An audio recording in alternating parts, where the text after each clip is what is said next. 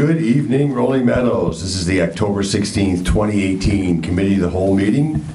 First up is the discussion about Harper College referendum. Mr. Crumstock, if you'd like to introduce and take us forward. Thank you very much, Mayor and City Council. Obviously, Harper College does have a referendum that is going to be on the November ballot. However, Harper College trustee Bill Kelly is here to do a whole presentation on Harper College. There might not be everybody who knows as much as Harper College actually does for the community. They are obviously surrounding numerous municipalities, but at the same point in time, you do hear about some of their specialty services and some of their classes. Obviously, their nursing school is highly rated, but part of this main presentation that you're going to see in front of you really breaks up into three different ways. As I said, Harper College itself continuing to partner with other schools, businesses, and employers in the region, keeping college affordable, which is always good and beneficial. And then the third item is they're planning for the future, community priorities. And as the mayor and I went to a meeting when they did a presentation to us too, this is actually broken into three different areas for this planning. One is driving economic opportunity in the community. The second is educate for today's high-tech jobs. And the third one is maintain and improve campus infrastructure. So again, with that intro, I do have Harper College trustee Bill Kelly, who will now do his presentation. Thank you, Barry. Good evening. My name is Bill Kelly, as mentioned, and I'm a trustee at Harper College. I'm happy to be here tonight to update you on the Harper College Master Plan and our community outreach efforts. God willing, I can work this. Here we go. I'd like to give you a quick reminder of who we are. Harper serves over 520,000 people in 23 communities. We serve approximately 35,000 students each year. The Harper District, we are focused on student success and ensuring our students complete so they have a successful future. We believe strongly that regional partnerships lead to success, so we've worked closely with our local high schools like Rolling Meadows, four-year universities, businesses, and employers on a variety of initiatives, such as early college credit, our dual enrollment program, or our registered apprenticeship program.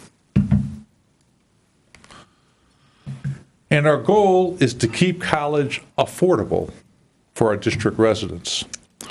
We've done that through innovative programs like the Promise Scholarship Program, my favorite, a national model that provides opportunities for students to earn up to 2 years of tuition if they maintain solid grades and meet other benchmarks, like a limited number of absences each year.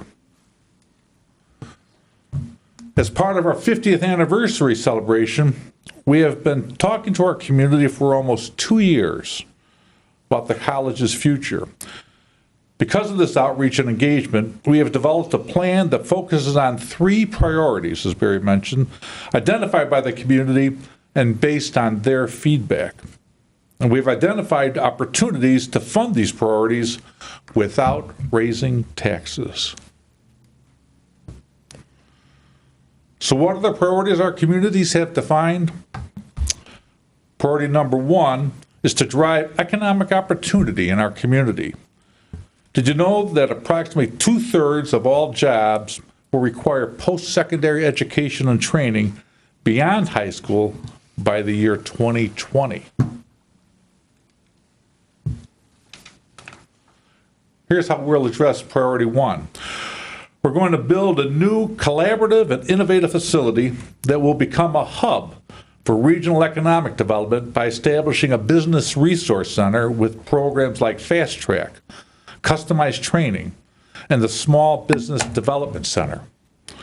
Will be home to our University Center partnerships that provide 4-year degree opportunities in high-demand fields. And it will be a center to help residents keep skills current for today's workforce.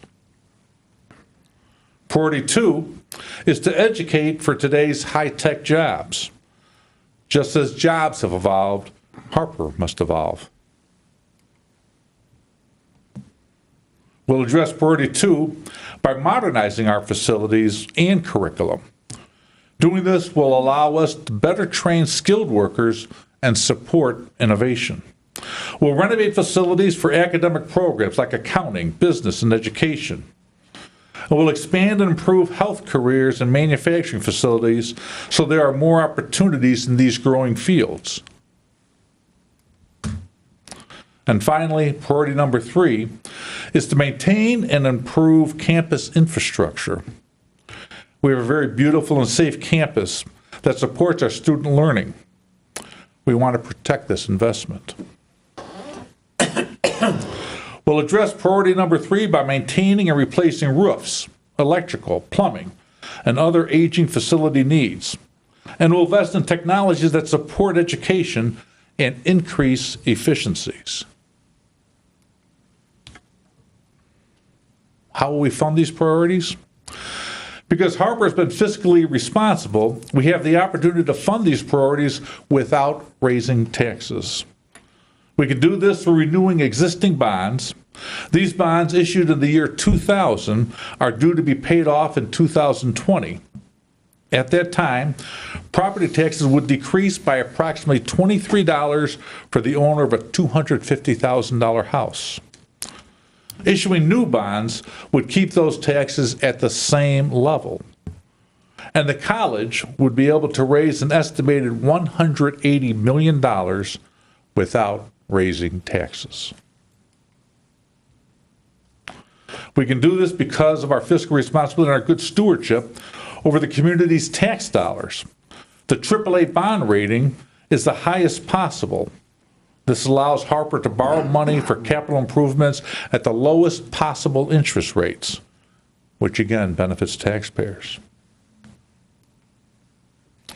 So to recap, our community has identified 3 priorities to shape the future of the college. We can fund them by issuing new bonds for $180 million without raising taxes. $28.5 million would address priority number 1, driving economic opportunity for a new building to support economic development, keeping skills current for residents, and enhancing our 4-year degree partnerships. $88.7 million would address priority number 2, educating for today's high-tech jobs by modernizing facilities and curriculum and expanding and improving health careers and manufacturing facilities. And $62.8 million for priority number 3, for maintaining and improving campus infrastructure and investing in technologies. These priorities can be funded by issuing new bonds for $180 million without raising taxes.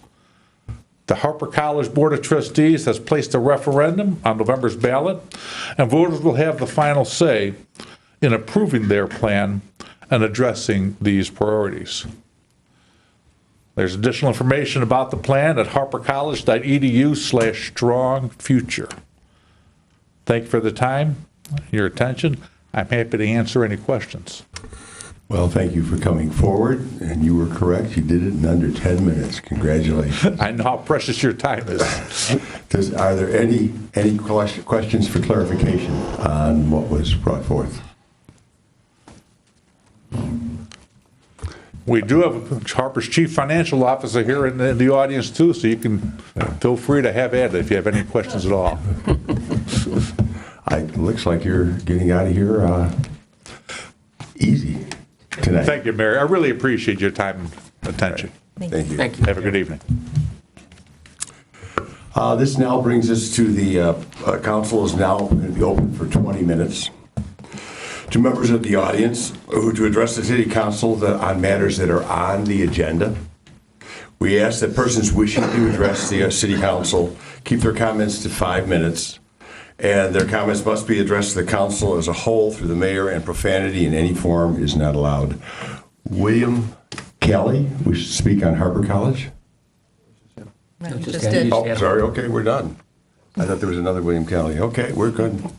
Mr. Kromstock? Thank you, Mayor. That brings us to 54 Meadowbrook CB request. Thank you, Mayor. I'm actually going to tag team in this with business advocate Martha Corner before, obviously, the attorney and the real estate agent comes up.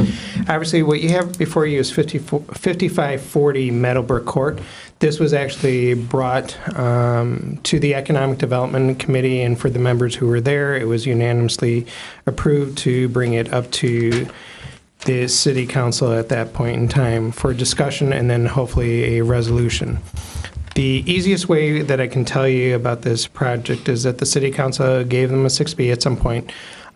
Business by the name of Sortimat utilized the property when they were finishing up their other piece of property in Rolling Meadows. And then once they were done, they moved out of that, and it's been vacant for approximately 2 years now. So obviously they're back here. A new group has purchased it. They're ready to make about $400,000 investment into the property. But at the same point in time, they do have a group who is ready to move into it, moving from DuPage County into Rolling Meadows. And obviously they are looking to restart, you might say, the 6B per se. So overall, staff feels comfortable about it. When we discussed it with the Economic Development Committee, the discussion dealt with investment into the building, returns into the property, the annual property taxes increasing, and obviously bring in new employees into the city of Rolling Meadows, but overall making sure that it's a good fix, and they actually look to grow. It's not a business that is a startup. They've been around for a period of time, and then with that, I will turn it over to business advocate Martha Corner just to do continue update before we do turn it over to the attorney and obviously the real estate folks who actually purchased this. Martha. Ms. Corner, could you come to the podium, please?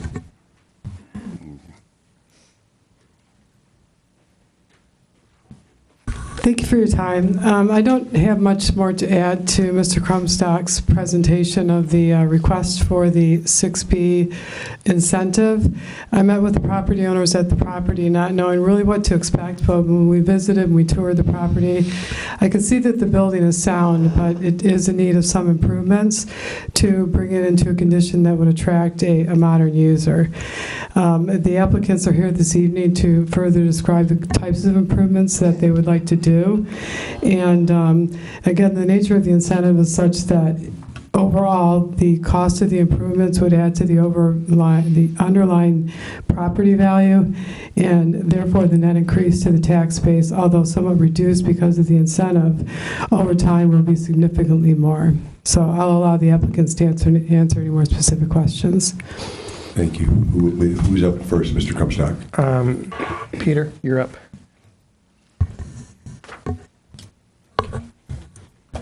Good evening. Peter Santillis, attorney for the petitioner Venture One Real Estate Group.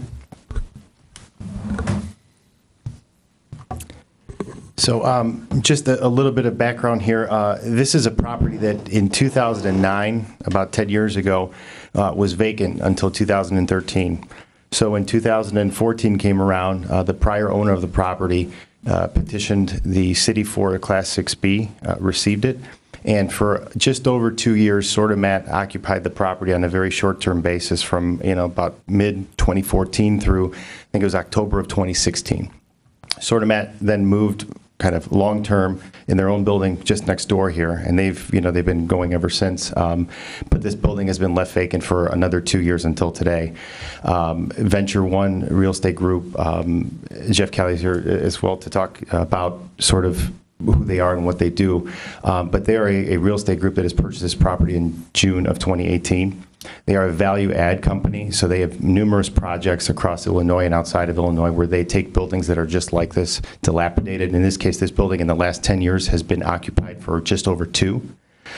So what we're asking for is basically because there's a new property owner, the property's been vacant for almost 2 years at this point, scrapping the 6B that started in 2014. It's on its 5th year currently, and starting with 2019 being the first year of the next 10-year cycle for the 6B. We have an intervening issue here. We've got a prior property owner that really let the property go. We had really no activity. The prior occupant didn't do much there. It was more of a short-term storage type of a situation. Venture One is in the business of attracting good, solid, long-term credit tenants. They've done that in numerous buildings across Illinois. Their motto is to come in with the capital, ready to invest, fix up buildings, attract long-term tenants. A lot of cases, these tenants end up buying the buildings from Venture One because they want to stay and they put so much time and effort into them. Jeff is a vice president at Venture One. He's on the construction side, so he could talk a lot more about the actual improvements that are needed here. But I've toured the building as well. It's got a lot of office up front, dilapidated. It really needs kind of a sort of a gut, as you can say, even though it's already essentially gutted, and a configuration for an owner. The improvements that are planned for really anyone that's going to be a long-term user. So this is something that needs to happen either way. Venture One has been holding off, of course, on this issue on the 6B having come into the property. We do have a tenant who's looking at the property incredibly seriously at this point. This is their threshold issue. They are a DuPage user. It's a good quality company. They want to be around for a long time, and their first question was, looked at the records. This thing expires in 5 years. What do you want me to do? And so that's kind of where we find ourselves today. And our request is to get a new 6B on the property starting in 2019. With passage of the 6B by the city, we'd be able to go through, obviously, the county process, but start the improvements on an immediate basis and attract this tenant and get the tenant in. I think we'll open it up to, does anyone have questions for the attorney, or would we like the real estate person? Anyone questions on or clarification? Mr. Pubnitz. The listing sheet shows that the 6B current doesn't expire till 2026. So it's 6B began in 2014. 6Bs are for 10 years. So 2014 was the first year at the 10% assessment level. So you've got 10 years starting 2014. After that, 6Bs ramp up. So they go to a 15% assessment level in year 11, a 20% assessment level in year 12, and then they burn off after that. So custom in Cook County is that leases are, with 6Bs are signed for 10-year terms, and that's really what's been out there in the market. Our office does countless 6Bs, and this is sort of what we see, that it's that turnover point where the tenants are out. So that's where we find ourselves at this point. And we're looking for a user that will be able to take this for the next time, the next term. 2019 is already the 6th year. So if we were to get a tenant in by the end of this year, they'd already be in only 4 years of that 10% assessment level. And in this case, we've got a DuPage user, who's, all day long is in a whole different situation, let alone Cook County users that are looking to find a building with that lower tax burden. Thank you. Mr. Bubnitz, anything else? Anyone else have any other questions? So the next thing, obviously, just for clarification, if you could just take a straw vote, because we will have a resolution before, but just to give a straw vote so they know what potentially will happen at the next meeting. Would you restate what we're looking for? They want the 12B to start in 2019? So the straw vote is to produce a resolution in support of a new 6B for 5540 Meadowbrook Court. To begin when? 2019, but it first has to go through the county, obviously. Okay. So that's the straw vote that we're calling for. All in favor? Raise your hand. Okay, you have direction from council. Thank you. Thank you. Thank you, everyone.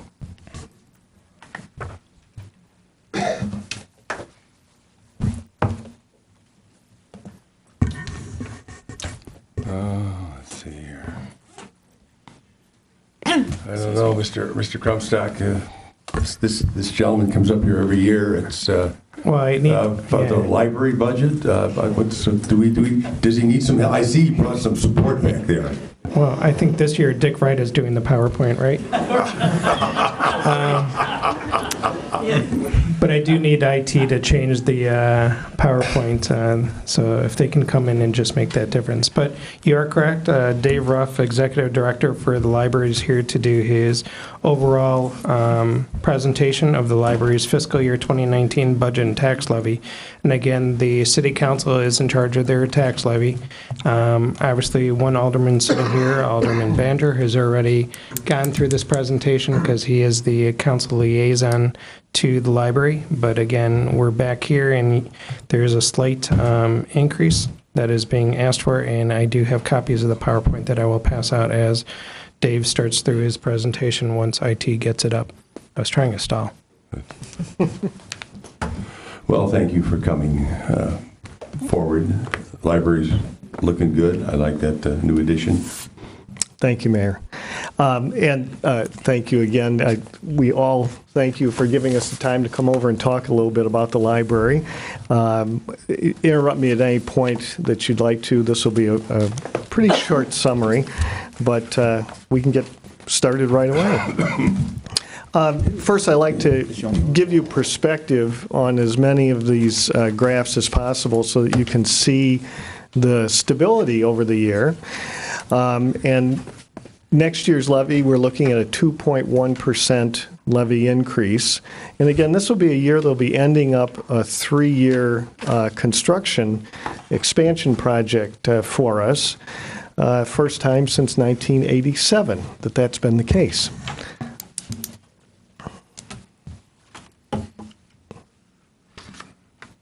And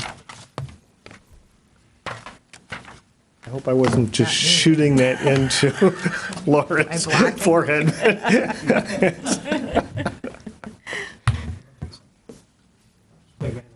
Okay.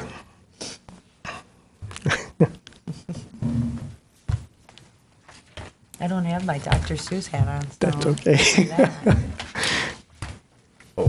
Thanks, Barry. I guess I'll just do this like we're skeet shooting. I'll say pull, and we'll go to the next. There you go. Okay, this is slide 2, and what you can see here is the comparison of last year's average levy per resident compared to what we're looking at for next year. The difference is $1.21. I asked a lot of folks if they could tell me what out there is worth $1.21 that I could compare to, and we came up with nothing. So I think it's a little less than most cups of coffee that you would get. Okay, Barry. Just to give you an idea of where our money comes from, we are looking normally at about 96-97% of our money is coming from property taxes. And a normal year, the other 3 to 4% is coming from other items like per capita grants, money from the Friends of the Library, fines and fees, donations, things like that. You'll notice that we did a great job for 2019 on bringing in other money. If you look at the next screen, you'll see why. This is the dollar amounts that all that represents. And you'll see that the other income is going from $134,000 this year to $369,000. Of course, that's mostly because we're putting in $220,000 from our library reserves. Again, our project approach is that we do a capital projects spreadsheet that goes out to about 2040 so that we can make sure that the increases to pay for all those capital projects are spread out over that long period of time. And so you may remember, for those of you that were here back in 2015, that the expansion that we did, and we got the special use permit for it, really had 2 parts, a west part and also a north part. We didn't have the money for the north as well. So rather than issuing debt, the board decided just to go ahead and save up their money again and make sure that we could do it and wait until 2019 when we could. And we did find a way to do it. And I'll have a more detailed slide coming up that will show you how we managed to do that. This next slide deals with the library expenditure history, and you can see that, again, these 3 years, 17, 18, and 19, are a little different than the stable, gentle rise that you see in the rest of the graph. But this shows you our expenditure history going all the way back to 2003. Okay. Okay. Staffing, of course, is 2/3 of our budget. So it's very important to have stability and predictability there. And what you can see here is we've done a couple of different reorganizations, and neither one of them were gimmicks. We didn't do them and then raise staffing the next year. They were things that we knew that we could sustain. So we've been doing a lot of cross-training. Everybody participates in things like shelving, including the director and all the department directors. And we've really benefited quite a bit by having an experienced staff that we can retain, because that allows us to do the cross-training. And for instance, like on our roaming customer service, instead of going ahead and hiring so that we could always triple staff or double staff some desks, we decided that what we would do is go ahead and cross-train people so that they could work at any of the public desks. And they are roamers. And in that way, they can move to wherever the additional work is without having us have to increase the staff and then have people sitting around if you have a downtime. So those are some of the things we've done to keep the staffing where it's at. I suspect when I have a few of the more experienced people retire, staffing is going to go up a little bit, because I know that I'm going to have to add some more hours in, because we're getting double and sometimes triple duty out of some of them. Okay. So all that staffing comes down to the expenditures that we have on payroll and health. And what you'll notice is that we really have been able to keep stability on the costs for payroll and health insurance. And in fact, 2019 is going down a little bit. And that's really for two main reasons. The main one is IMRF. The investments did very well, thanks to Mark Nanany at IMRF, an alum from this city. And so the formula we use to reimburse to fund IMRF went down about 20%. So that's saving the library almost $40,000 just on that one item. Health insurance also went down by about $16,000. And I think the main reason for that is that we used to have, instead of using a calendar year, we were using a year that began in July and ended in June. And so the first half of the year you had actual premiums, and the second half of the year you had to guess. And so guessing always makes you conservative in making sure that you don't run out of money. And so you would guess according to what the inflation rate was or the predictions were. Now we're on a calendar year. And now that we're on a calendar year, we have actual premium numbers.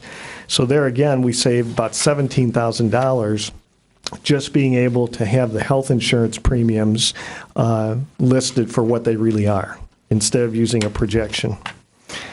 The way that we do the pay rate increases is that we all get the same pay rate increase. The director, all the staff, nobody gets anything extra. There's no bonuses. There's no merit. There's no anniversary dates.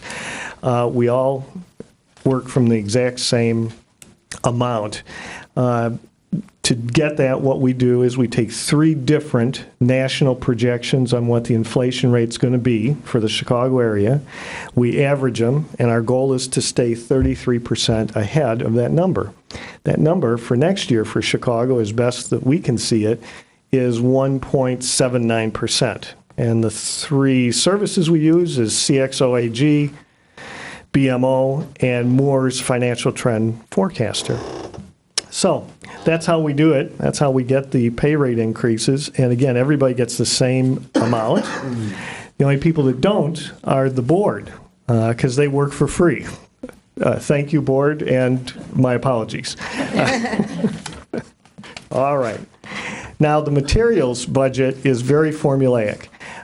To be part of the library system, you have to be spending at least 12% of your non-local area network, non-capital expenditures on materials. And we have what would be called a mature library, in the sense that all of our shelves are full, got about 185,000 items. And so when a box of books comes in the door, a box of books has to be taken off of the shelves. So the $400,000 plus budget that we have for materials is really very, very good. Now, there's something interesting in that graph up there right now. Notice that for this year, you're showing 12%, which is what we budgeted for this year. We'll know what that number is by the end of the year. And next year, again, 12%. Notice that every year, though, that we've had, going all the way back to 2003, we spend more than 12%. And that's because whenever we have savings at the end of the year in any of our other projects, we want that money to go directly to things that benefit the patrons. So that would be books, primarily. And that's how we get about up to 13% normally. But it's books, it's consumables like light bulbs and paper and toner and any kind of paper product you can imagine.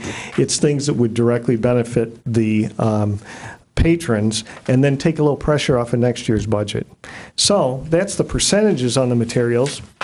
If you go to the next screen, you'll see there's the dollar amounts. And so you can see that, we're staying above 400,000, planning to stay above 400,000. I think we're probably going to end up closer to 420 by the end of the year, knock on wood. If it's a good year, we'll have a little extra money for some books and things. We're very happy about ebooks because now we're not limited by our shelf space on things like that. So that's something that really is a growth area for us. All righty. That screen will show you a little bit about what this expansion is, and let me talk to you about it because we're excited about it, but it's not a very glamorous project. This is part 2 of the expansion that we had. This is going to be 1,100 square feet back near our receiving room and loading dock. The purpose of it is that we currently have all of our boxes for the book sales that we have, which we have 3 times a year from the Friends, in half of the garage, stuffed into 338 square feet. And so what you get is what you see in that picture there. By the time we're almost ready for a book sale, you've got stacks of books that go up 10, 11, sometimes 12 cases high. And that's not probably optimal according to OSHA. The way we get them down is that you basically take the boxes down in a stair-step fashion and then you use them as stairs to go get the top ones and come down.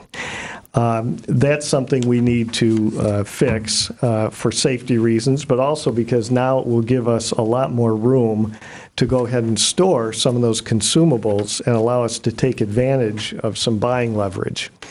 So it's 1,100 square feet, but there's another about 5,000 square feet of paving that has to be done over in that area because of drainage and sewer tie-ins that have to be changed. And because of ADA, we have to redo the back entrance to the library. There's a handicapped ramp that is now, it was appropriate in 1987, but it is too steep according to the new ADA, so that has to be done too. So there's actually about 6,000 square feet that are affected, even though we're only building 1,100 square feet additional. Okay, let's look at the next one. There's a picture of, I guess, what you would see from Lexington Homes. And again, the stuff you can see is you can see the roof of the 1,100 square feet that we're building on.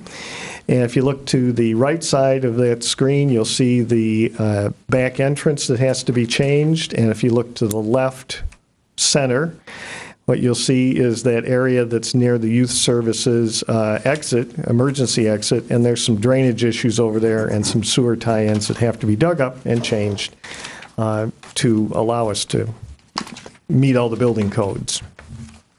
The next screen will show you what the inside looks like for about the first 48 hours until we get all the books in it. And what we're hoping for is to get those 400 or so cases of books in, but go no higher than 7 or 8 cases tall. And so this is going to allow us to do that and also allow us to protect the books a little bit too, because now they're going to be inside instead of outside in the garage. Okay.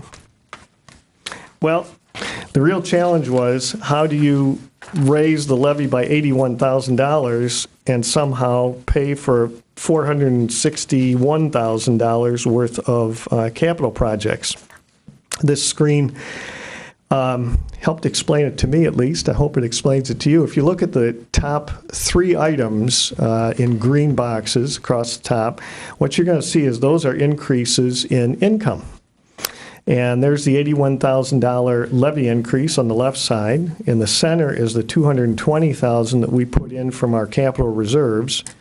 And on the right, you can see there are other increases in revenues, and that would be things like the per capita grant, money we make from vending, interest income, all those types of items. So the income increase is $316,477. Across the bottom, in the 3 pink boxes, you can see those are the things where we are reducing costs on particular line items, and that money then becomes available to help fund the capital projects. So personnel costs I mentioned before about the reduction, mostly in IMRF, that's going to free up about $38,000.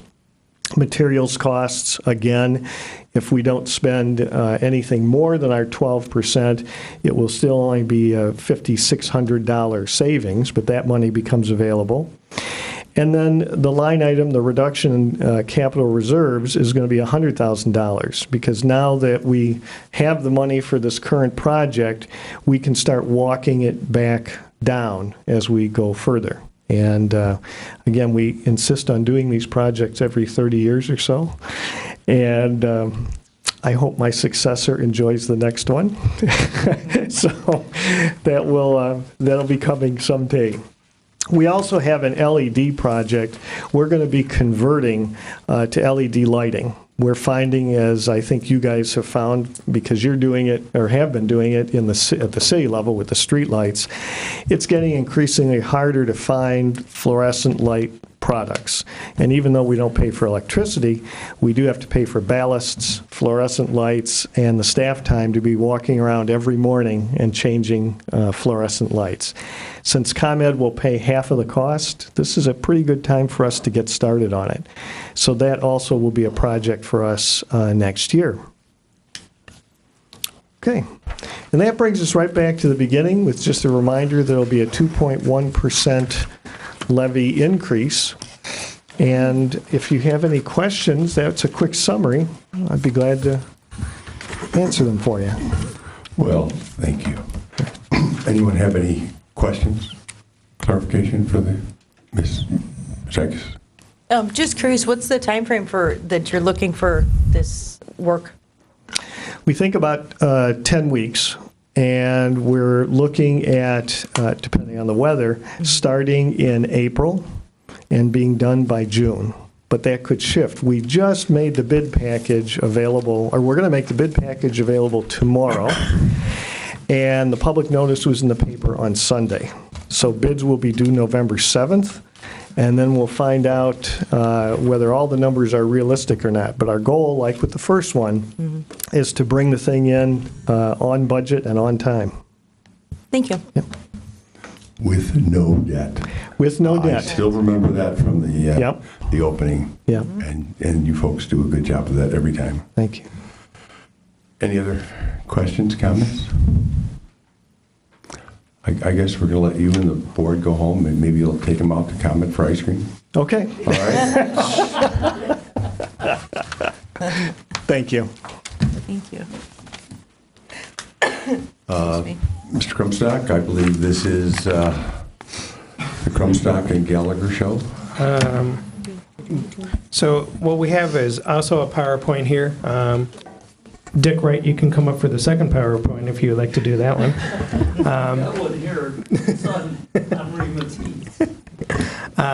So we do have a PowerPoint that goes through the fiscal year 2019 budget. It's obviously a little bit changed from what you saw in the last Committee of the Whole, and you are correct. Finance Director Melissa Gallagher and I will have more discussion.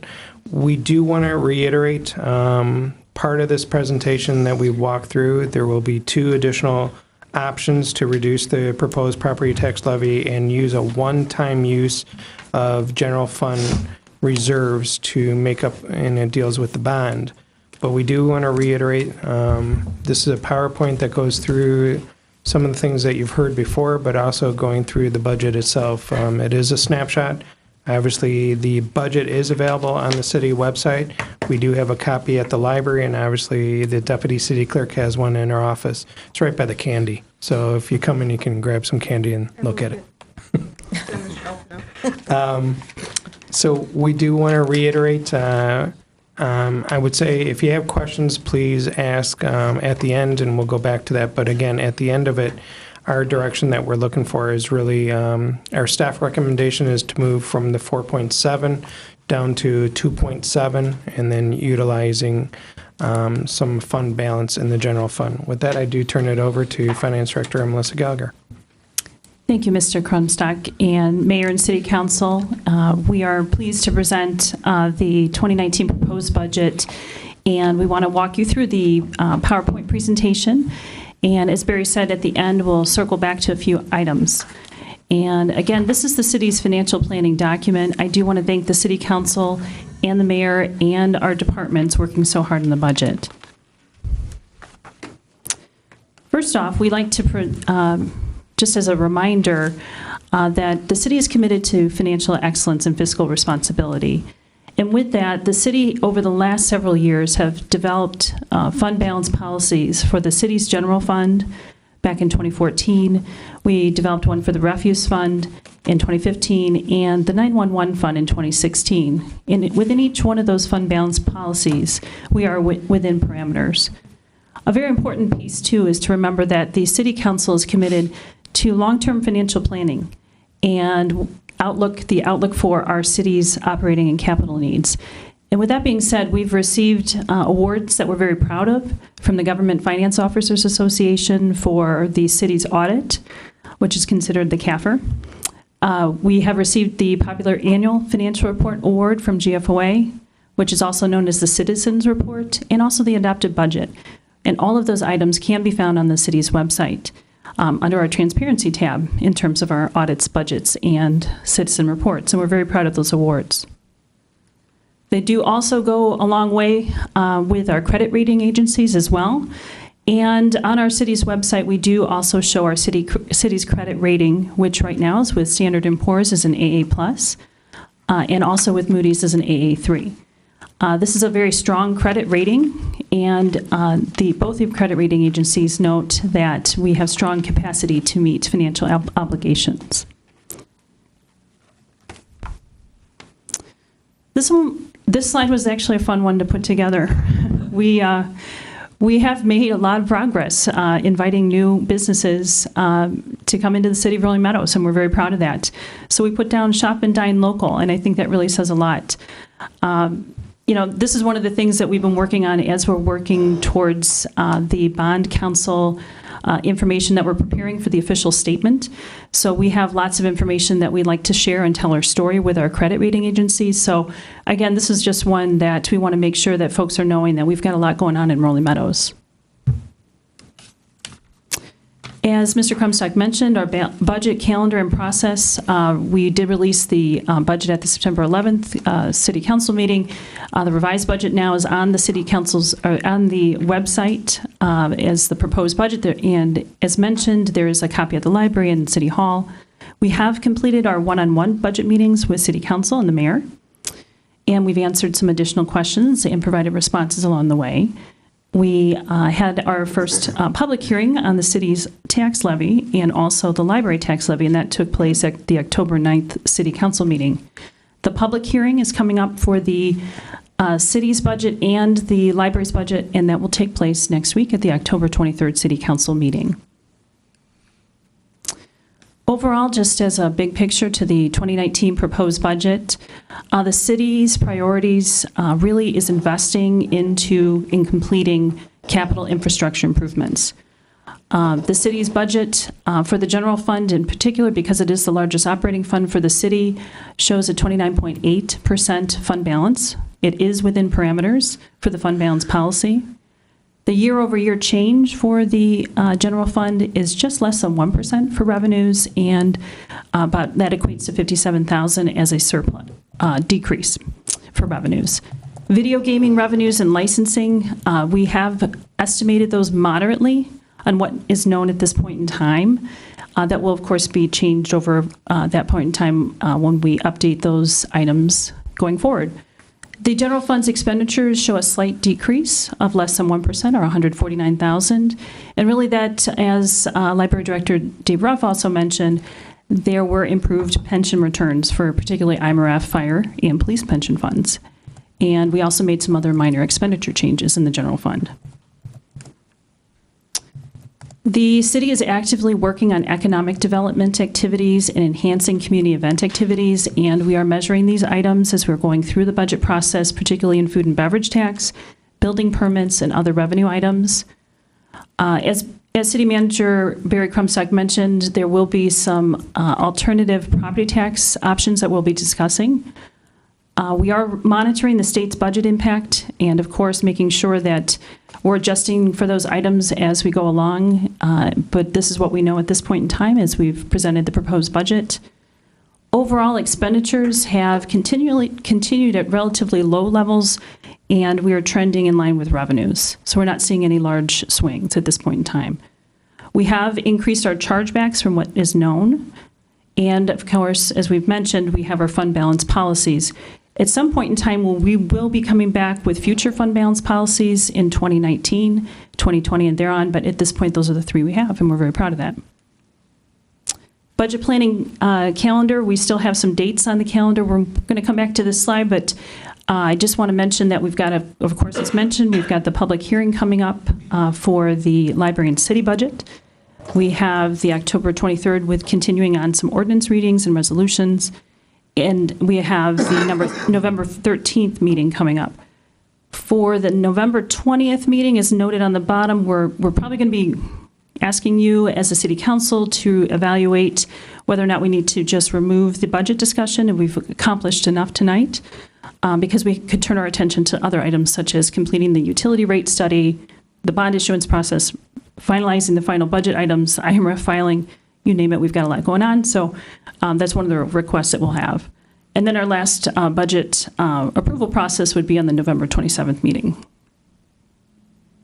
This graphic, folks are probably used to seeing, and it's always good to show, although it is pertains to a different budget year, but this is the most current information we have. The city's portion of each tax dollar is about 16.6 cents out of the entire dollar. So when you think about that, that's our share that comes back to the city. The largest portion is, of course, schools and education, but we like to show that. This slide shows the current outstanding debt service, outstanding for the city of Rolling Meadows as of December 31st, 2018. Outstanding right now is about $3.8 million. Outstanding out to 2023, we have 2 bonds still that we're paying over time. Those bonds will be maturing in 2023, and our annual debt service payments right now with those bonds are about $800,000. We do have an agenda item after the budget presentation that talks about debt service and the bond issuance process, but what I wanted to highlight here in relation to what our current bonds are now and where the forecast is going forward, right now with a estimated debt service of $800,000, and if you would incorporate the new bonds of about $1.2 million, we would be coming at about 1.1 over time. So as you can see, historically, $2.9 million was where we were at with our annual debt service payments. And going forward, a 20-year bond would be about $1.2 million over time.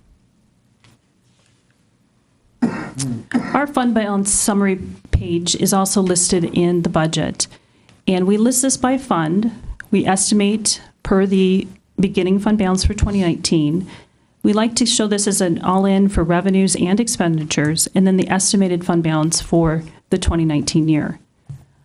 Within that, I will just highlight a couple of items here, and we're going to go through some other things in the budget discussion, but the only true negative right now is our TIF number 2 fund, which is sitting across kitty corner, which will become positive in the next 3 or 4 years. That one does still sit negative. As we know, that's due to the vacant parcel that sits there still, but there is tax increment that's coming in, and eventually that will become positive. The other negative that shows on this chart here is the fire stations fund. With a bond issuance, of course, that money would come in and to pay those expenses. The other funds we are maintaining as best possible with the fund balance parameters. Again, we're doing a lot of capital infrastructure improvements overall. Going back to the general fund, we show you sort of a chart that will show you the breakdown of the revenues. And what's important about this is showing the diversification and resiliency that the general fund does have here at the city.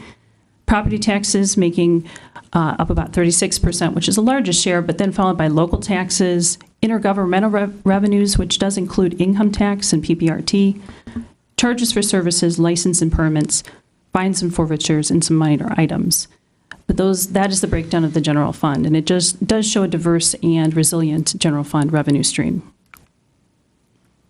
For expenditures, obviously, as Library Director Dave Ruff also alluded to, about 2/3 of a service entity such as a municipality or a library would be related to salaries and benefits, and also pension.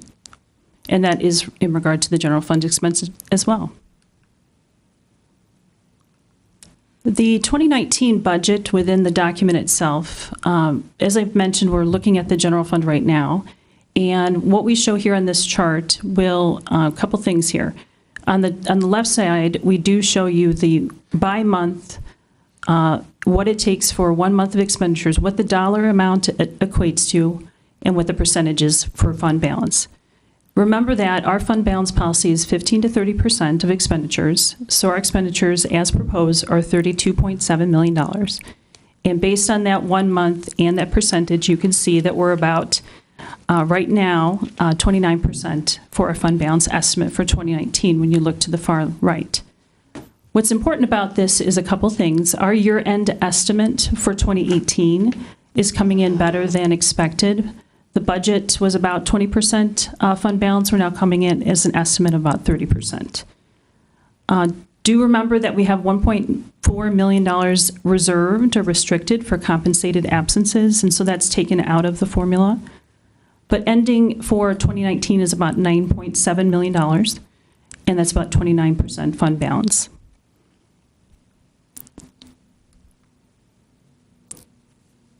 With that being said, the 4.7% property tax increase that sits right now, when we exclude debt service, just to look at what overall is increasing in terms of the related items or line items in the tax levy, the largest portion of the increase, as it sits with 4.7, is related to the annual street program, followed by public works operations, fire pension, and police pension and IMRF decrease this year.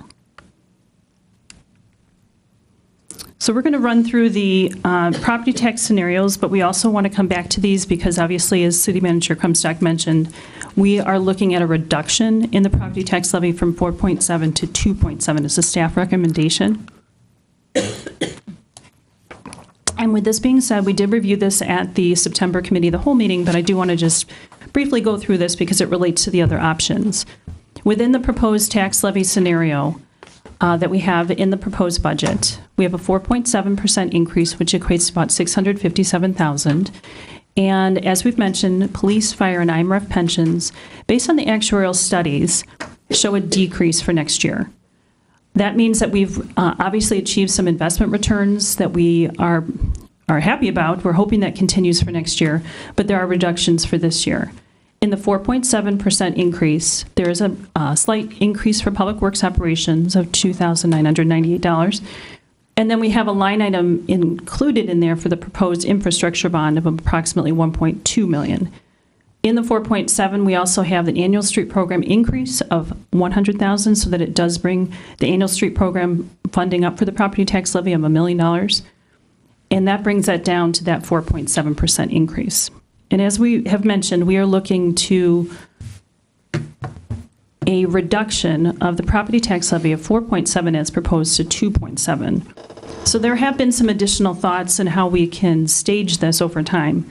We are looking at a two-stage multi-year approach which would accumulate the amount for the bond issuance payment into 2018, and then that would thereby lessen the tax increase this year and as well as for next year in terms of the overall.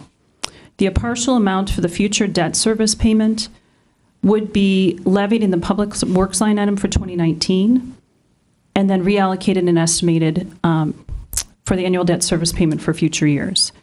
Now remember, for the 2019 budget, we would reserve an estimated annual debt service payment in fund balance reserves, and then in 2020, we would show the full amount of annual debt service payment on the property tax levy. And we'll go through this a little bit more too. So as we've mentioned, there's been several scenarios going through and looking at the tax levy. One of those is looking at a 2.0 tax levy increase. What does that look like? Well, what that would do is the dollar amount is about $280,000. So taking it from 4.7 and bringing it to 2%, the dollar amount is $280,000 for the property tax levy increase. Again, the pension numbers have been reduced already, but the public works line item would change. That increase would increase up to $800,000. Now, the whole crux behind this is to start building reserves for the future debt service payment, but not include everything this year. The second piece is the annual street program, which would still remain at a $100,000 increase. And then we added a little bit more into the 911 fund because we do have future capital needs, and that was about $48,000. That's the 2% increase at $280,000 thereabouts. Now, the item that we're looking at is a staff recommendation, and we feel, and again, this is a multi-year two-stage approach, is a 2.7% increase at $380,658. What does that do for the tax levy for this year? The tax levy would, of course, the pensions, as we've mentioned, there's deductions in those, but the public works line item of $900,000, public works line item would increase by $900,000. That amount would be brought into the general fund as reserves for future debt service. The annual street program still is a $100,000 increase, and then the 911 service, the 911 fund, would receive an additional $48,500. This brings it down to 2.7% increase, reducing it from 4.7 to 2.7. What's important about this is, I'll go back to this page. Again, we're thinking ahead. We are always thinking, we may not always show this in one budget year, but we do look out 20 years at least. And a lot of work that we're doing with bond counsel and the financial advisor is that we're even going beyond 20 years. The reason for that is we have a 20-year bond, and we're trying to look a little bit beyond just 1 year and take a two-stage approach, a multi-year approach, looking at accumulating reserves in the 2018 budget and then bringing them forward as a final amount for 2019 or for the 2020 year. And I'll summarize this in this screen because I think this will help. Just to summarize the property tax scenarios, and we're going to finish the presentation, then come back to the slide. But the property tax levy scenarios, to summarize, the 4.7 is proposed at about a $657,000 increase. No reserve for the infrastructure bond. What happens in that tax levy, though, did have the full 1.2. So just remember that. The estimated fund balance is 9.7, and the fund balance reserves is 29.8%. The alternatives are the 2.0 tax levy with a dollar increase of $280,658. In the general fund, you would reserve the $1.2 million for the debt service. But then remember, in your tax levy, you're also accumulating funds for next year's payment as well. So that's about a 28% fund balance reserves. The 2.7 tax levy increase is the staff's recommendation, so you're reducing it from 4.7 to 2.7, bringing in an increase of $380,000. You're reserving the amount for the debt service, and then you're still in fund balance parameters. And I think that's what's really key, because our credit rating agencies are looking for at least 3 months, 25% or more in fund balance. I'm going to leave that there for now, and we're going to finish the PowerPoint presentation, and then we thought we'd come back for City Council discussion. But anytime, of course, stop me if you have questions, okay? We wanted to change over to the remainder of the funds, particularly highlighting the capital funds, because of the nature of these funds are so vast. And what we're trying to do is a big picture, kind of give you some items on that. We did, as City Council did last council meeting at October 9th, City Council approved the first reading for the water, sewer, and stormwater rate increases. Second reading is scheduled to take place October 23rd. The city services approximately 6,800 utility billing accounts across the city and provides excellent customer service to its residents and businesses. The Utilities Fund, which does cover water, sewer, and stormwater, pays for salaries, benefit, IMRF, contractual services, the JAWA, City of Chicago, water costs, billing supplies, capital projects, and debt service. If you think back 10 years ago and you look in one of our budgets or audits, you will note that each one of those utilities had negative fund balances at one point. We have come a long way. Eventually, we will get to the point where we want a fund balance policy for this fund. We are working towards that, but right now we're not comfortable to do that, and that's why the utility rate study is so important. That 2015 study that was performed is still a valid study, but performed by the engineering firm Baxter and Woodman. But at this point, it's being updated, and the study will really help the city by offering ideas and options for longer-term rate planning. We're trying to evaluate the overall debt structure and capital and operating and trying to do the most that we can for capital investment prioritization. Again, as a reminder that the Utilities Fund does not aggregate revenue by type of expenditure, but we do have some charts to follow to go through that. This breakdown is the budget analysis for the Utilities Fund. And with that being said, we start with our 2018 estimated fund balance. We do detail it by water, sewer, and stormwater so that you can see the revenues all in. But then you can also see them broken down by water, sewer, and stormwater. And then we do the same for expenditures, breaking them down by water, sewer, and stormwater. But then you see the cumulative. So all in, expenditures for the year are $12.2 million, and our revenues all in are $12.2 million, and expenditures are $13.3. Year over year, it is a deficit position for the year, but it does have positive fund balance of about $3.8 million, which is about 3 months worth of operating. Utilities rates, as presented at the first reading for the ordinance, we have shown this here. Stormwater rates would take effect based on the ordinance January 1st, 2019. There is no refuse rate increase. That would remain the same at $29.95 per month. The water and sewer rates take effect March 1st. The proposed rates do show a 7% for water and a 5% for stormwater and a 5% for sewer. That goes right back to the utility rate study. We are trying to accumulate funds for capital and operating and maintaining the overall picture of the fund. What this shows you is the year over year, we keep all our rates. We're just giving you a snapshot from 2018 to 2019. What would that look for a typical 8,000 gallons of usage? Perhaps it's a family of 4. The year over year change is about $8.07 per month change in the bill as proposed. Proposed capital projects. We've worked really hard with our ad hoc capital committee and have great feedback from our committee. We've had a lot of meetings, and what we try to do is look at the big picture of all the projects. But this chart really has been developed by the Capital Improvement Committee, where we break down and show all of the summary of our capital projects. With the largest right now, streets and sidewalks, really the road program. For utilities, I'm just going to go briefly, but this is all detailed in our city's budget. But the $1.6 million right now that's sitting there for capital improvement projects for the utilities fund really is water mains. And those are all detailed here, but we'd like to show you overall what the look is because of the overall picture for the utilities fund. There's about a $1 million sewer capital improvement program for 2019 that continues all of the important items that are going along. Some engineering has already been started, obviously, for the first one there, as you can see, for Sunset and Brookview. But a lot of this it's difficult to translate on a screen such as this. There's a lot of detail in the capital improvement program. Each one of these projects that are listed here does have its own picture and summary page in the capital improvement program. So while you don't always get these detailed look here, you can go back to our CIP.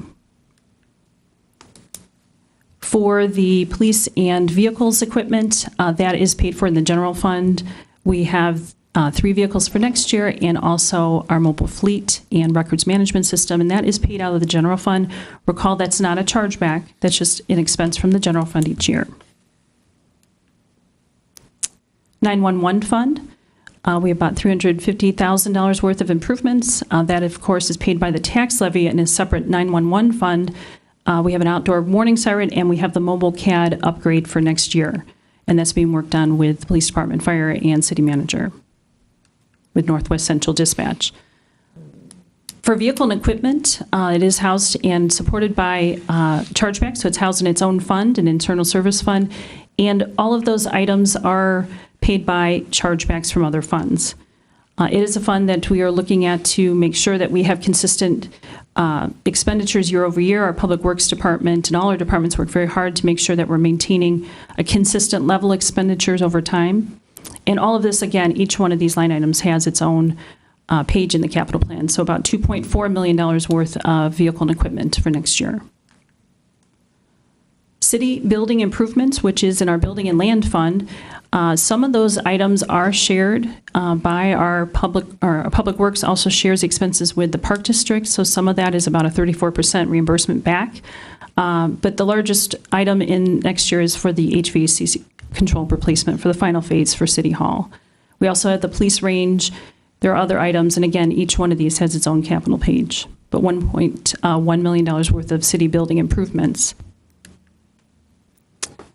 For road improvements, again, that was the largest piece of our pie for our capital improvements, and about $3.9 million worth of roadway improvements, with the largest share really being our annual street program, but then Kirchhoff Road. So this shows the combined resources from motor fuel tax and then the local road program, the local road fund, for about $3.9 million. As I mentioned, we were going to pause here, see if you have some questions, but our staff recommendation we wanted to go back to on that one slide. What we're recommending is to reduce the property tax levy and couple that with a one-time use of reserves. And we're also looking to find out if there are any other considerations or changes or discussion items for tonight. And with that, I'll pause right there. Thank you, Ms. Gallagher. Who would like to be first up? Mr. Cannon. Thanks, Melissa. Just a quick question on the utility rate study. I know we don't have the final thing from Baxter Woodman yet, but are you guys starting to get a feel for how much behind we are? You know, are we 3 million behind, 7 million behind? So roughly, the last look before everything was TLC'd and everything, it was still being between that 4 million to 5 million to 6 million. But that's also what we're evaluating. So we are behind, and that's why when we talked about $4 million in utilities, that's still a good number, because even with the 2015 study, it talked about that 3 to 5. So we've inched up because we haven't done as much, but at the same point in time, it's still showing that we need millions of dollars to do. When will we get the final number on that? We're really hoping for that December, January to get it back. But part of that is coming back and re-looking with everything else that we're doing. That big project we did last year on Central Road, that didn't take it down at all? No, because we have Arbor Drive, we have some other larger ones. Okay, I hear you. And then we didn't finish some other ones. So. Okay, thank you. Thank you. Anyone else? Yes. Mr. Budmans? 4.7%. I'm assuming that accurately portrays the cost of the fire stations. Buying them this year, paying for them, or starting to pay for them this year. Is that correct? Yeah, that 1.22 that you see in the middle line that talks about, that's what that debt service is really talking about, and that's the number that we got from our bond counsel before we actually sell anything at this point in time. So pushing it off a year and pulling some money out of reserves just feels like we're kind of maybe softening the blow, or actually not giving the taxpayers the full cost of the stations that we voted in. We are being conscious to some of the decisions and some of the thoughts and some of the conversations that we've heard about 4.7 being a little high, and the 2.7 does front load most of it, but not all of it. And that's also why we talk about a one-time use, and also being very fair, as we've talked to people about the 2020 budget for the 2019 levy does put the rest of the $333,000 estimated at that point in time into the piece. And then, again, as we've all talked about, we don't know where the pensions are going to be. I would love the double digits, and then we could have another actuarial that will show another, but we are trying to do this over multiple years, and also, you are correct, making that feel a little bit different. Anything else? Mr. Diastis. Thank you.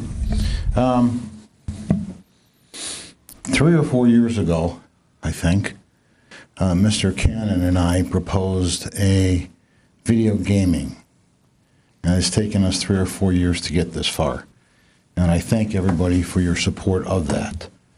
I see that in this year's budget, we've got about $125,000 in anticipated revenue coming in. And I'd like to ask the mayor if he would do a straw poll to restrict gaming funds to be used to abate future property taxes associated with the bonds. This way, instead of spending the 125 or whatever that number is this year, we would be able to once again lower taxes next year.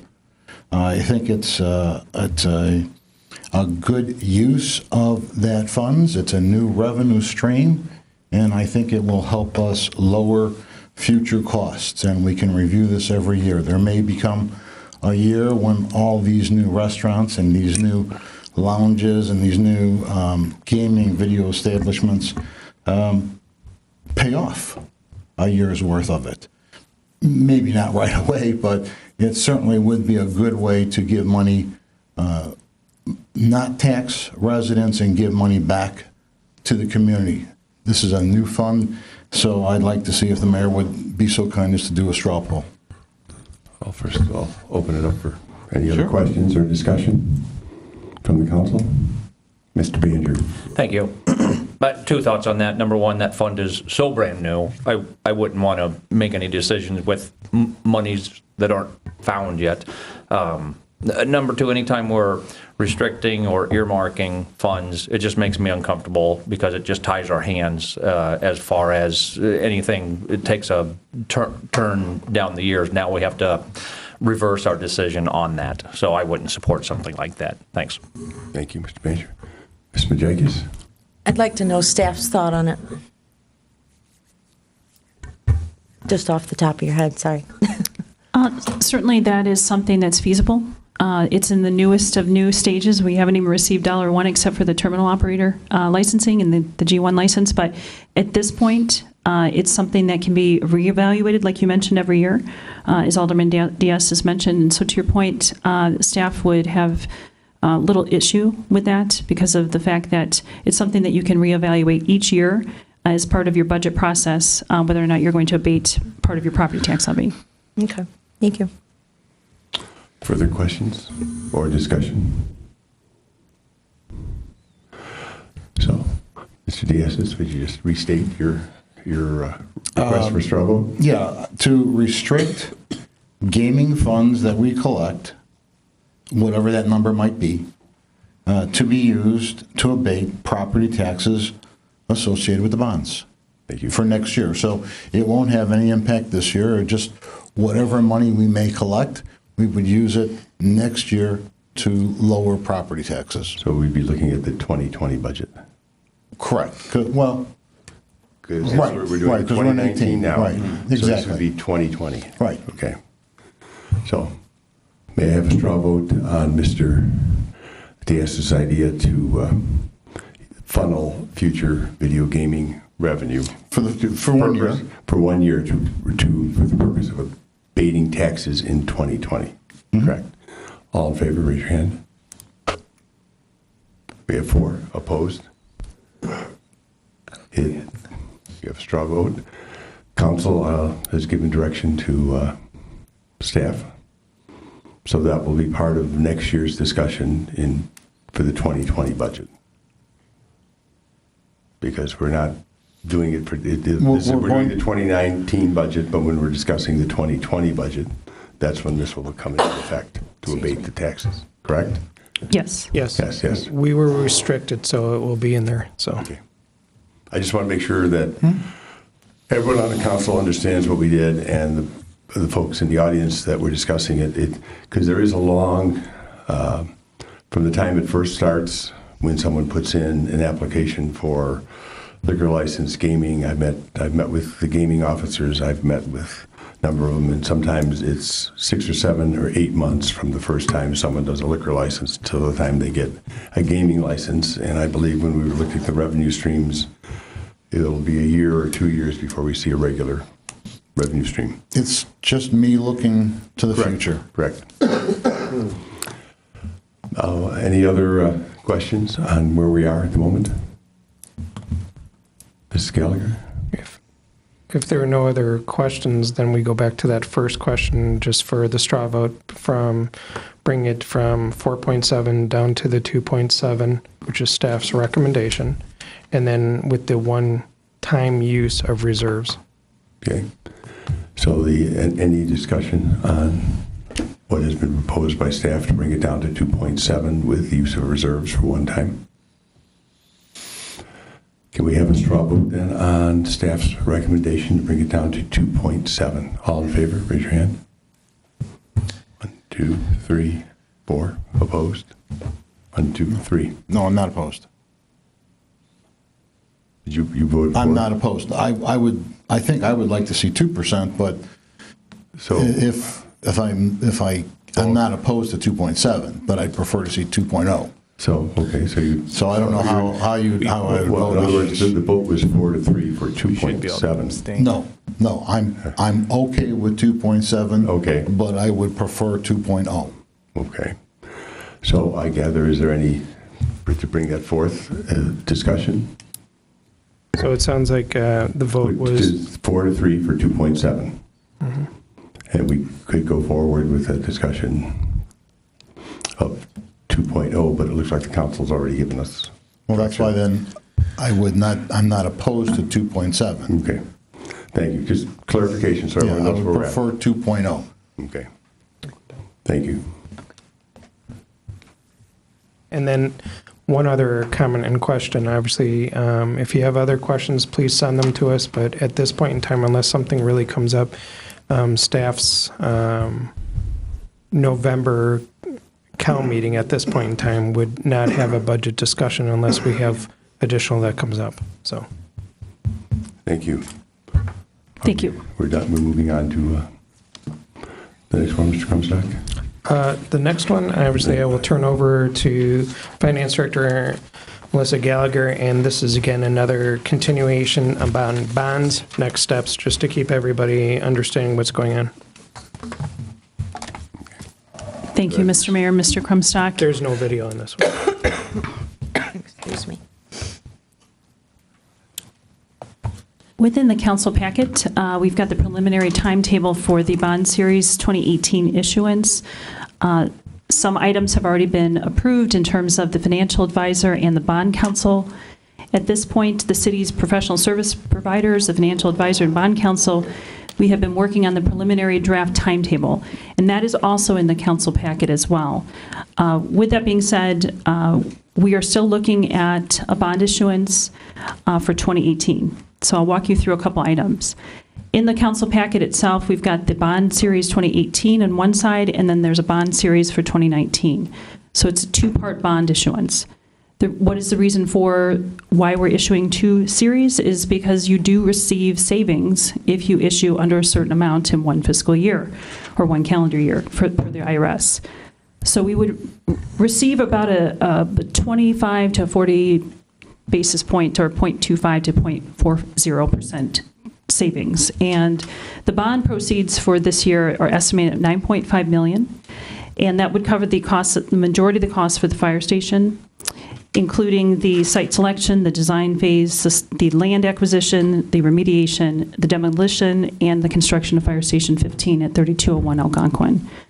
The timetable has been initiated. It is in your council packet. What takes place next would be the bond parameters ordinance, and that would be before the City Council at the October 23rd City Council meeting. That already has been drafted, and it's in review by legal, not only by the City Attorney, but the Bond Council is also taking a further look at it. It's being reviewed by the staff as well. And that would go before the City Council at October 23rd. The bond parameters ordinance then would be before the City Council at the October 23rd City Council meeting. Within the timetable itself, I'm not going to go through the entire timetable, but a couple points that after the bond ordinance happens, there is a request for proposal right now that's taking place for the underwriter. That would come back to the City Council at some point for approval. We are also drafting the official statement, which is the official record and disclosure document for the bond issuance. The bond official statement takes a lot of work. It's kind of like preparing the entire city's audit and financial review and analysis for the city. Once we do that and all of those documents are in order, a lot is reviewed by bond counsel and city attorney. Then what we're doing is going to the credit rating agencies. And so with that right now, we're on a timeline. Somewhere about November, we go to the credit rating agencies. And right now, we're looking at most likely Standard & Poor's, but we shall see. And the bond sale is taking place somewhere about December 3rd timeframe. All that's within the timetable itself. With that being said, right now, the rates are running at about 3.4 to about 3.64%. Still excellent timing in the marketplace. And that's the 2018 bond series, or for the bond series, about $9.5 million for the first part. The second series would take place in 2019, the first quarter, thereabouts, again, to take advantage of the low interest rate environment. And that, of course, there's further discussion with the City Council. But right now, we just want to kind of give you an updated timetable of where things sit right now and see if you have any questions. Thank you, Melissa. Discussion by council. Mr. Cannon. Thank you, Mr. Mayor. As per our discussion on our one-on-one meeting, I would like to see, one of the things that got lost in the fire station discussion, in my opinion, is when we first started talking about this a number of years ago, we always included getting rid of 3 parcels of land, which would be 17 that we never used, the current 15 and the current 16. I'd like to see us, when we sell those properties, to pay down some of these bonds, so make part of them callable.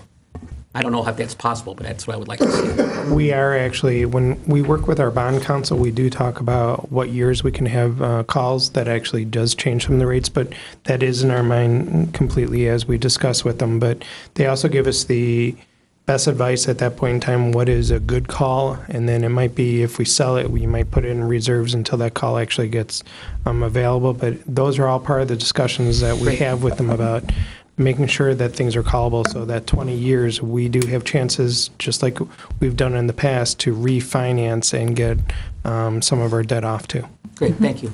Thank you. Mr. Diaz. Yeah, I agree with Mr. Cannon as well. We've talked about that in the past, about selling those 3 parcels, and whether we sell it in a callable year or not, I think we need to restrict those funds and use those funds to pay off the bonds. Thank you. Further discussion on the bond issue or questions from Ms. Gallagher? Thank you. Thank you, Ms. Gallagher. You're welcome. Mr. Crumstock, that brings us to vacant city property at 2400 West Algonquin Road. Okay, well, it was just alluded by Alderman Cannon. This is parcel number 1, also known as Old Fire Station 17, which it doesn't exist. Obviously, we have before you, we've discussed this in the past, but there's some additional information, and I guess if you wait long enough, and I'm still not paying ComEd to do an engineering, it comes down a little bit. But again, just for people listening tonight, the city owns, it's roughly 81.2 feet of frontage on the south side of Algonquin Road, 60 feet original, and then there was an additional 21.2 feet that was purchased in 2008. Obviously, it's in the C2 district. Right now, there is a vacant for sale bank that has its own issues. We still do the landscaping on the property, and then recently the city removed the light poles to actually get the vacancy actually even more vacant. So from a 2012 appraisal, the .551 acres was valued at $250,000. Recently, a verbal was given, again, still showing that it's $250,000. However, during the verbal that was given to the city attorney, there was a devalued discussion about roughly $45,000 because of the ComEd lines that are in there. So again, as I've alluded, did go back to ComEd engineer, and we asked for a quote for what would it cost. Well, if you don't pay for it, they're not going to give you ideas. And then it all comes back to, you want it above ground and below ground? Do you want to move it? Some of the other pieces. So originally, they were looking at giving us a combination price between $30,000 and $80,000. And whatever you pay them for that initial part can actually be attributed to when they actually do the work. Recently, they gave me a new price between $15,000 and $50,000, but again, I'm not paying for something that to give me a calculation if we're not going to own the property. So at this point in time before you, the city attorney from the last discussion that we had has actually contacted some attorneys and some developers to see if they would be interested in the property, obviously trying to reach out to the bank that still has not responded back to us. But we've tried some of the other items to try to get people to bite at the property and give us some ideas. However, what I have in before you is really twofold. Just need to know from the city council, obviously, are we going ahead with a sale of the property? What number you want to sell it for? And then obviously attributing that back to the city attorney working on dealing with the paperwork that we would need. So it's an update of what we had before, but also clarification from the council on what would you like to do. Obviously, if we're going ahead, what would you want to see there, or you just want to get rid of it? Obviously, from the appraisal, it's $250,000. Do you just ask for that money and then anybody coming onto the property deal with no devalued and some of the other pieces? So that's my quick pitch. Obviously, if the city attorney wants to add anything into it, but at this point in time, it's a piece of property that we really haven't utilized. It would be great if the bank would ever buy it, because it would be great for them for stormwater management, because we are stormwater management for the area. From the last meeting, there was a discussion, how did the city actually get stuck with the piece of property that was part of a Kimball Hill actually gave it to the city to do a connector road, which was never created. So we do have this green space at this point in time. So there's my quick pitch and then asking questions. Alrighty. I guess the first guy will open up for questions, and I guess we'll open it up for direction from the council. Do you want to sell this property, Mrs. Majakis? Thank you. I would say let's put it on the market and see what we can do with it, because it's nothing to us. And hopefully, being all the business along Algonquin Road there and stuff, maybe someone would, be interested in. We've got some new businesses that have just recently come up with Ritzy's, turning into the car wash and all that stuff. So it could be a very positive time to do it right now. So I say let's get going on it and not wait any longer. Mr. Banjer, for the Thank discussion. you. I agree with Alderman Majakis, and I guess further I would say don't move the power pole, because who knows, if the bank buys that joint, they might just expand their parking lot and not need to move it. So why waste money doing it ourselves? So I'm in favor of just unloading that property. Thank you. Mr. Cannon. Thank you, Mr. Mayor. Barry, I guess one of the questions I would like to ask you, so the appraisal we got in 2012 was actually a written appraisal? That is correct. Was that only just by one company, or did we put that out to bid? We actually utilized the same firm at that point in time that we've done numerous appraisals. So again, that was the appraiser, Marouse. Where are they out of? Where's Marouse? Park Ridge. Okay. And so did we get a verbal from them again? That's who we went back to get the verbal, because they had already done the background on 2012, so they knew some of the comparables and some of the other pieces. In light of the fact that Dunkin' Donuts put their place up there, and like Laura said with Ritzy's going down, and we got a car wash there. There's been no increase in value there at all. That's hard to what they, believe. that's what they said, because again, you have the bank that is up for sale and some of the other comparables that they've looked at, and also the area. Okay, well, my take is to go along with Laura. I think we should get that on the market as quickly as possible. I would ask more than 250. We always can come down if someone's really interested. I guess the first thing I would like to see is the city go in there with our front loader. And if you look at the picture on the right side, rip out those bushes and that little wall that's there. Take out all of the parking lot that's on our property where it's staked off now, and get a sign up there as quickly as we can. Hire a broker. I mean, Laura might be able to give us some insight as to a local broker that might be good for commercial, or someone else we use. But we can't get on the market as soon enough, as far as I'm concerned. Tomorrow is great. Well, before we do any other discussion on it, we do have a speaker, Mr. Hollish, tonight. So, go ahead. Have we approached the shopping center to the east, if they have any interest in expanding? I have not. I'm sorry, Dean. I have not. I mean, if they're a neighbor as well, before we pay for real estate transfer fees and brokers, I mean, why not talk to all of the potential interested neighbors? Okay. Mr. Diastis. I'm going to be a fourth and go along with my other constituents here. Let's stage the property as best we can. Show everybody what it is, how much of it is for sale, and put a sign in the ground and unload it as quickly as possible. If somebody next door is interested, let them give us a phone call. But this is money that we can use to help lower future payments. So I'd say sell it as quickly as we can, and let somebody make a bid on it. Any other questions? Well, I'm going to let Mr. Hollish come up. No, you've answered all my questions. Thank you. Okay, I just thought, I know you like your opportunity to speak, but No, that's okay. thank you. Any further discussion on, yes? So just for clarification, if you can do a few straw votes just for mine. Obviously, we've heard sign on the ground, broker. We're going to contact the next door neighbor or see if he's interested. And then bushes, pavement, those have been clean out. I got my notes. And then the only other thing would be 250 is what the appraisal says, and that would be the question for the council. Is that the minimum that we put in there? Because as a municipality, it's kind of hard to get more money than what our appraisal is going to say. But so those are the questions. So if we can start with. Well, first off, you want the property cleared and staged, so that will be part of the straw vote. Yep. Okay, second is would put the property on the market as soon as possible. That's what I heard from the council. And third, Broker or sign on ground. Right, correct. And the third is the price of your $250,000. Mm-hmm. Okay, yes, Mr. Cannon.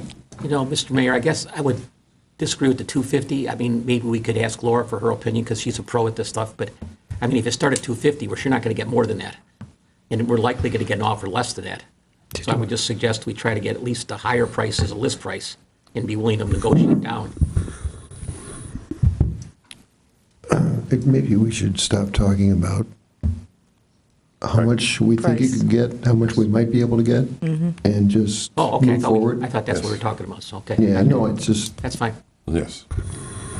We were looking to put the, in the ground and move forward. This was simply a thought from Mr. Crumstock. So what we're looking for is clean it, stage it, and put a sign up there, and let staff determine price. Correct? Yes, sir. Thank you. So the straw vote is to clean it up, stage it, and have staff put a price on it. Mr. Budmans. Question, cleaning it up means removing the blacktop from the west edge of the property? Is that Yes, correct? if you go out there, we do actually have out. that staked out, which is ours. So what Alderman Cannon is saying, that we'd go in there and rip that out completely, not just the staked area. I believe Mr. Vogt is coming up front, and when Mr. Vogt comes up front, there's more to it than meets the eye. Go ahead, Mr. Vogt. I'm sorry. Thank you, Mayor. Just listening to the discussion and realizing it's October 16th, just realize that if we are asked to take out parking lot I'm presuming we want to seed it or sod it. It's going to be very difficult, costly this time of year. We probably couldn't successfully make that site look better until spring. So just FYI, based on the timing. So in other words, we could just do city could do a bare cleanup of it. We can certainly clean up the site, but I would really hesitate in wanting to rip out pavement at this time of year. We could certainly consider that in the spring if that's deemed important, but to do it now and make the site look presentable or look better than it is now, I'm not so sure. I would only make the comment that if we do this, we also have a lot of snow fencing, so we can also snow fence the area so it designates what Alderman Cannon's trying to do, but that's just another thought. Okay. Well, I think we should leave it up to staff once we make a decision on it. So thank you. Thank you, Mr. Vogt. So the straw vote will be to clean it up minimally, sign in the ground, and staff will put it on the market. Yep. Correct? That's the direction you're looking for. That's the direction, and then after a certain period of time, we'll be back if a broker is needed. So straw vote from council, all in favor?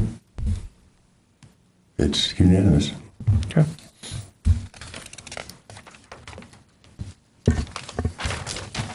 Mr. Vogt? Yep, the last one is up with LM. us. Sunset Drive, Brookview Lane sanitary sewer improvements. So as he walks up here, this is a continuation. Obviously, certain people on the board, we've had numerous discussions on this. We're back to give you some additional discussion, but also we are gearing up for some additional pieces to get back to the residents. Thank you, Barry. Thank you, Mayor. Good evening. Back in February was the last time we had a discussion here at Committee of the Whole Meeting regarding this potential project. We provided about I think it was in April, a informational meeting to the interested homeowners. There were, I believe, a little over half of the 22 lots represented there. We gave them information that we had given the Committee of the Whole in February regarding rough cost estimates.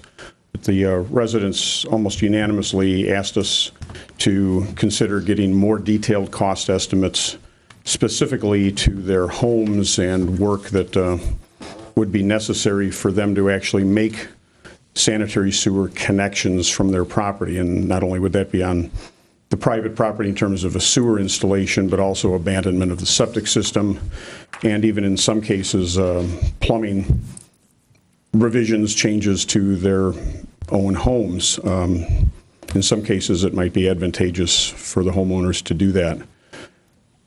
We also were asked to put some information together regarding special service areas to allow improvements to be paid by the homeowners over time. Now, years ago when we had discussions and this project didn't go forward, it was because we didn't have enough commitment from enough homeowners to actually make connections.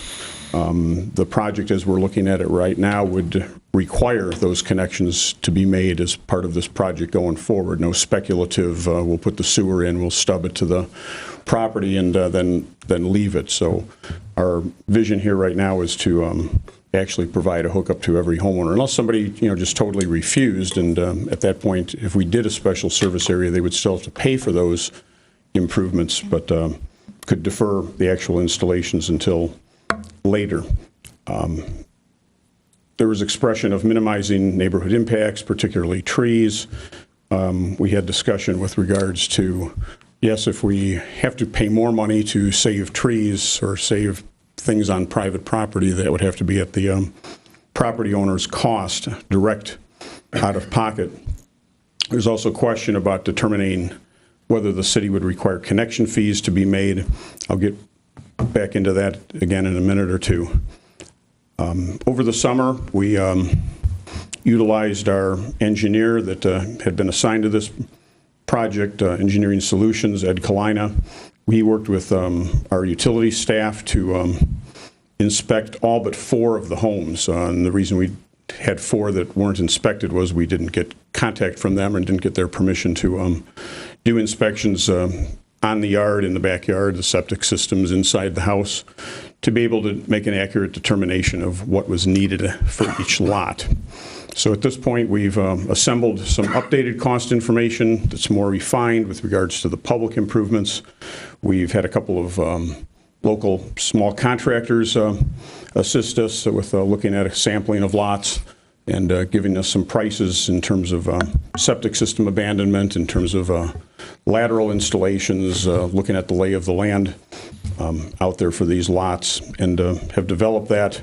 We sent a draft to the residents potentially affected last week. We have a public information meeting scheduled for next Monday, October 22nd, here, that everyone there is invited to provide them additional information and get more questions in that regard. To determine accurately how much support there is for this project, certainly we can keep asking people. The meetings we've had attended previously, there certainly was indication from those that attended that they were supportive of this type of a program by which if they can pay off the improvement costs, their share of that over a time, and we had initially run 10 and 15 and 20 years, and they indicated, or most of them that gave us feedback, that 20 years was more desirable because it lowers the annual cost. It would be on their property tax bills as the special service area procedures outline. But to really get the final gauge isn't one of voting yes or no of support, but would be through the special service area process, because people have the right in a special service area process to object to its creation. And if more than half the homeowners, or property owners, I should say, electors, would vote against it and express their vote against it, then the project would not go forward. That would be our ultimate commitment in terms of residents connecting to the sanitary sewer. From a scheduling standpoint, we would look to do a special service area creation over the upcoming 3, 4, 5 months, I believe, is the minimum time frame that it would take. If we're going to proceed with that, we would want to simultaneously secure the services of an engineering company to do the final design. Target would be probably spring of 2019 to advertise for bids, with construction anticipated then in summer of 2019. So that's where we are right now with this project, and certainly would look for questions from the council, or certainly a level of support, hopefully, that we can report back to the residents when we meet with them and further communicate with them in the upcoming weeks. That will be what, October 22nd? Monday, October 22nd, 6 to 8 p.m. here. Right, okay, correct. And you're looking for specific direction from council, or do we have questions before we ask you for specific direction? Questions and level of support. I don't really have a question. I just want to make a comment to everybody else here. I was sat in both meetings, and Fred and the staff have done a great job of explaining to the residents. I want to make sure everybody here knows that we've been very adamant with the residents that they need to have a majority to go forward with this. So, and if they don't do it, we're probably not going to do anything there for 20 years, other than maybe just repave the road. So, I mean, they're very aware that this is kind of take it or leave it, in the sense that we can't keep on looking at this year after year. Fred and his staff have spent a lot of time doing this and a lot of cost. So, I mean, they've done a great job of going out and giving these people great information. I think they will support it, but you don't really know. And thank you, Alderman Cannon, because that was something we brought up in previous meetings, was the time really is upon us, given the road conditions, that they are in need of resurfacing in the upcoming years, and we certainly don't want to put a sewer in that partially needs to go under the road after we pave the road. If you go out there, there's some major flood issues there, especially on the west side. It's kind of crazy. Further, Ms. Jackus. Thank you. Not a question, but it's clarification, I guess. So on the 22nd, hopefully as many residents as possible will be here, and we're talking about a total of 22 residents, or 22? It's 22 affected, so you would have to have 12 of the residents sign on for over 51% for the SSA. Right. And as I read this, it said only 10 showed So I think there were 12, 13, 14 at the first meeting, and there were 10 lots represented at the second meeting. And the reason sometimes we say 21 lots, sometimes 22, is there is one home that really could get served either way. So they could opt into this project. If they opted out, they still have an option of getting sewer from another sewer that's across Old Plum Grove Road. So that's why it's 21 or 22, depending on how that one lot goes. Okay, thank you. Thank you. For Mr. Budmeister. The drawing in the packet, although I'm reading it upside down, there's parcel number 5120, 5124, 5150, 5200, 5220. I'm assuming they're not part of the 22. Are they currently served by sewer, or they're just, we didn't bother showing that? But basically, the top of the drawing, which I guess would be, looking at it, would be the south kind of group of lots. The top of the map is Sunset Drive, and the homes on both sides of the street would be served by this proposed improvement. The only exception being 5100 on the south side, which is actually addressed on Old Plum Grove Road. That's the lot in question I was just talking about.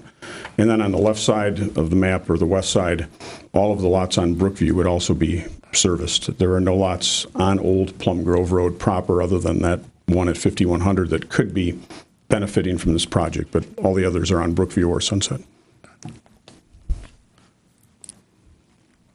So my map is upside down then, so 5120, 5124, 5150 will receive no benefit from this project, right?